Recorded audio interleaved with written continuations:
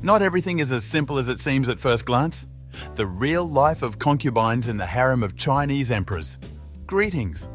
Today we will talk about the peculiarities of life of concubines living in the harems of Chinese emperors. Is it true that in those times the signs of attractiveness for women were small feet and shaved hair? What was the number of wives who, along with concubines, resided with ancient Chinese emperors? And what parents did with their daughters to keep them out of the harem? Be sure to watch the video to the very end so you don't miss anything important. The main purpose of all Chinese harems. Surely you know that harems existed not only in the rulers of ancient China. Suffice it to recall the famous examples of the Ottoman Empire, the Mongolo-Tatars, etc. But it is the Chinese harems that differ from all the others to a great extent. First, the emperors sought to preserve and continue their dynasty, and for this, they needed heirs. It was necessary to leave behind healthy offspring. In this regard, the very harems with potential girls and women capable of childbearing helped. Secondly, concubines helped in solving many issues. It is not excluded that someone stood out with an attractive appearance and someone with talent. In the future, one of the numerous concubines could become a full-fledged wife of the emperor. In this case, the woman had many rights and privileges. Along with the ruler, she could easily make decisions of national importance. A specific standard of beauty. Now, do you think that the concept of fashion and beauty in ancient China are the same as in Europe and other countries? Immediately, we answer that no. Let's look at a few examples.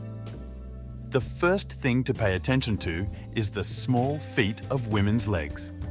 From an early age, the girl was tightly bandaged leg so that the foot in the future did not grow.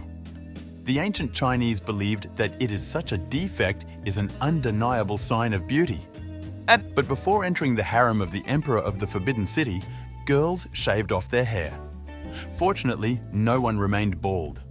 They just shaved off part of the hair on their heads, which served as another standard of aesthetics. And finally, in ancient China, it was not uncommon to pull down ladies' breasts. After such manipulations not only suffered chest, but also impeded the movement of blood flow to the upper part of the body. Nevertheless, one had to risk one's own health to follow the trends of the time. In the aggregate, after all these actions, the girl looked very fragile. But that's what China was striving for.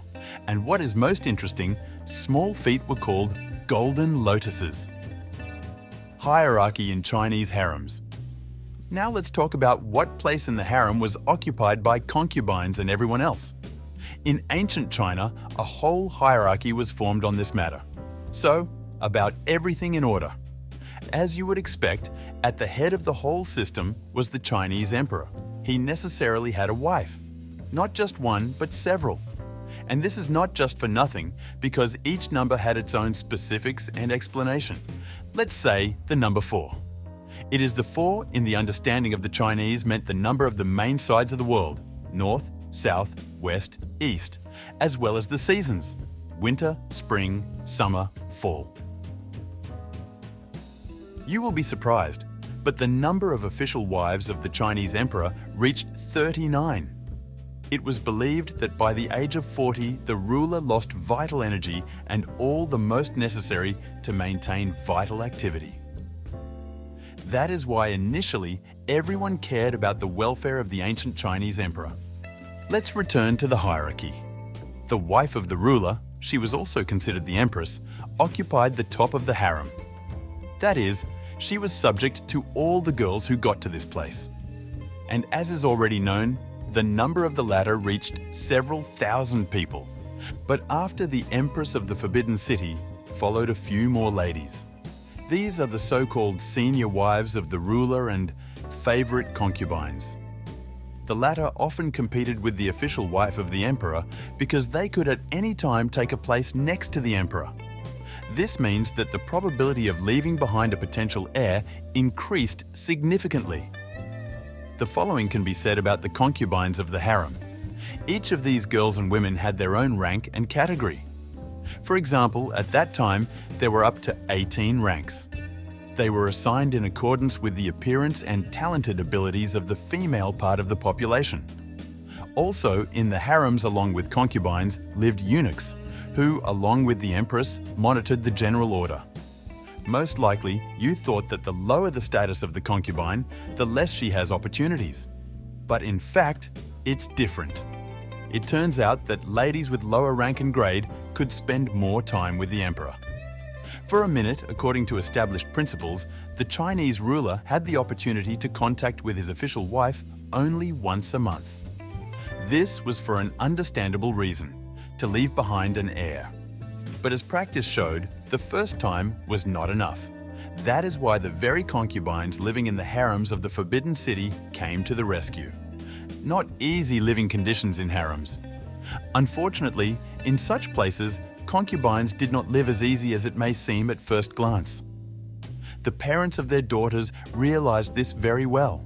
A little later, we will explain what methods relatives resorted to in order to protect their children from such a fate.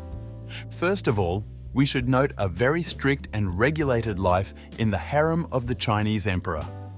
It was here that concubines adhered to a special order, scheduled as if by the clock. They had to literally live in isolation from the outside world. Leaving the Forbidden City without permission was strictly forbidden. Any guilty concubine was punished for such a transgression. It was strict and unscrupulous. And if a concubine fell ill, it was also not allowed to go to the attending physician. Alternatively, the sick person was given a certain diagnosis, and after that, a doctor was called to the harem. People of this specialty carried out their activities throughout the Forbidden City. Concubines were forbidden to bring up their own children. Instead, they were taken care of by other people. And after a certain period of time, future heirs were married or given away to influential statesmen and officials.